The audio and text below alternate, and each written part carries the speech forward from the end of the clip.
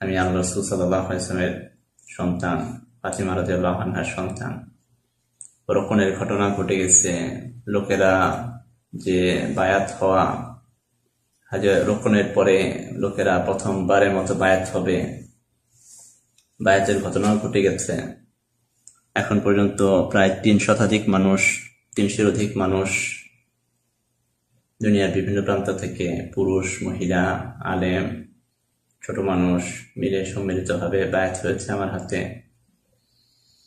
এবং প্রতিদিনই কম বেশি মানুষ, একদিন দুদিন পরপরই কিছু মানুষ বায়াত হচ্ছে।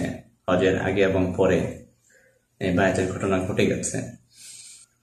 আমি যে আল্লাহ রাসূল সাল্লাল্লাহু আলাইহি ওয়াসাল্লামের পরিবারে বা ফাতিমা রাদিয়াল্লাহু আনহার সন্তানদের মধ্য থেকে আমার জন্ম, এটা তো আমি জানতাম না। 2013 সাল থেকে শুরু হয় প্রথম আমি এই বিষয়গুলো নিয়ে স্বপ্ন দেখতে থাকি। পরবর্তীতে 2018 সালে যখন উমরা সফরে আসলাম, তখনও বেশ কিছু স্বপ্ন, এবং পরবর্তীতে যখন 2018 শেষে অক্টোবরে আমি হিজরত করে চলে আসি, তখন 2019-এর রমজান শুরু হওয়ার আগের দিন আল্লাহ রাসূলের রওজার সামনে দাঁড়িয়ে খুব দোয়া করতেছিলাম। এটা জানতে চাচ্ছিলাম, আমি রাসূলুল্লাহ, যে এত বছর ধরে যে স্বপ্নগুলো দেখতেছি সেই 2013 সাল থেকে,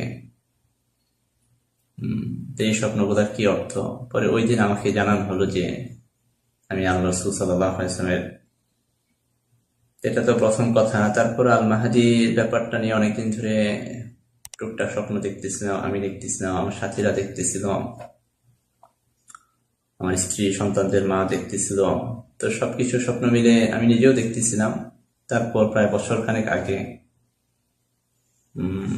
কম বেশি বছরখানেক আগে, 10-11 মাস হবে হয়তো, বছরখানেক আগে প্রথম একটা স্বপ্ন, যেটা ওই যে অডিও যেটা পাশ হয়েছে সেখানে আলোচনা করেছিলাম, যে প্রথম স্বপ্ন দেখলাম যে আল্লাহ রাসূল সাল্লাল্লাহু আলাইহি ওয়াসাল্লামের একজন দূত এসে আমাকে জানাচ্ছেন, ইন্নী উহিব্বুক, আমি তোমাকে, আল্লাহ রাসূলের কথা বলে পাঠাইছেন যে ইন্নী উহিব্বুক, আমি তোমাকে মহব্বত করি।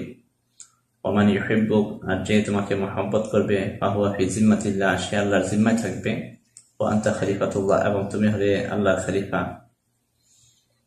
এই স্বপ্নটা দেখার পরেও এমনিতে আগের স্বপ্ন ছিল বা আগের ঘটনাগুলা সবকিছু মিলে একটু দ্বিধাদ্বন্দ্বে ছিলাম। তারপরে এই স্বপ্নটা থেকে পুরোপুরি নিশ্চিত হইনি, কারণ আল্লাহ রাসূল সাল্লাল্লাহু আলাইহি ওয়াসাল্লামকে খুব স্বপ্নে তো আমি আল্লাহ রাসূলকে খুব ঘন ঘন দেখি, আলহামদুলিল্লাহ।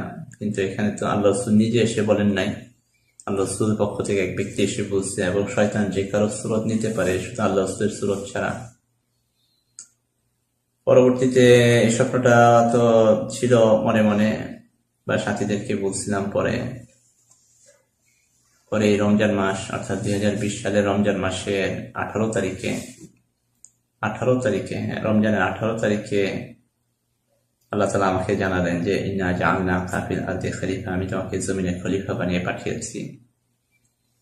তখন আমি আল্লাহ পাককে জিজ্ঞেস করলাম যে তাহলে লোকেরা কি আমার হাতে বায়াত হবে এখন? তখন আমাকে যে জবাবটা দেওয়া হলো, কদ ইকতারাবাতিস সাআ, সময়টা খুব কাছাকাছি চলে আসছে। এরপর তৃতীয় যে কথাটা, আমি আরো একটা কথা বলেছিলাম, কথাটা একটু ঝাপসা, উত্তরটাও ঝাপসা, খেয়াল নাই।